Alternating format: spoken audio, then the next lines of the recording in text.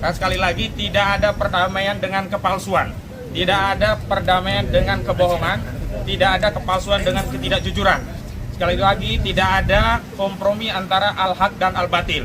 Sehingga kami tegaskan kepada seluruh rakyat Indonesia, Pak Rismon, Pak Roy, dan yang lainnya tetap membersamai aspirasi seluruh rakyat Indonesia yang ingin membuka kasus ini sampai tuntas ke akar-akarnya.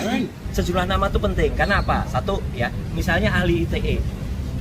Informasi dan transaksi elektronik dengan Undang-Undang Nomor 11 tahun 2008, kemudian sudah direvisi menjadi Undang-Undang Nomor 19 tahun 2016, terakhir direvisi Nomor 1 tahun 2024. Itu sudah disusun oleh orang-orang yang mengerti undang-undang. Dan yang akan mengajukan ini adalah orang yang ikut menyusun Undang-Undang Informasi dan Transaksi Elektronik, pernah menjadi bagian dari pemerintahan selama belasan tahun, ya, bahkan mungkin puluhan tahun. Jadi bukan sekedar orang, katakanlah dia dosen di sebuah kampus, kemudian dia membaca Undang-Undang ITE, dia menerjemahkan sendiri Undang-Undang ITE.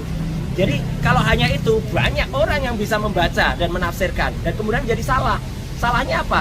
Kemudian ada pasal 32, kemudian ada pasal 35 yang tiba-tiba ditimpakan atau diselundupkan kepada saya, Dr. Rismon, dan juga mungkin kepada teman-teman yang lain.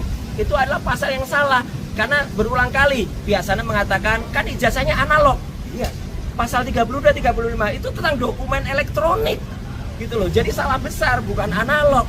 Jadi dari situ yang salah. Kemudian ahli linguistik, ahli bahasa, itu juga sudah punya sertifikat, baik nasional maupun di atas itu.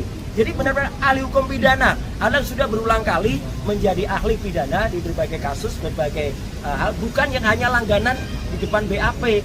Ya, jadi kami lihat ahli-ahli yang mereka lakukan itu satu, ya, tidak pernah berkualifikasi seperti itu, hanya bisa membaca undang-undang, bukan pembuat undang-undang, jadi nggak bisa dong menafsirkan undang-undang. Saya kebetulan yang membuat juga, tapi karena saya dalam hal ini yang diajukan statusnya menjadi tersangka, maka saya nggak bisa. Tapi yang di atas saya inilah orang yang bersama-sama saya dulu, ya, yang dulu ikut, dan dia di sisi pemerintah, saya di sisi individu.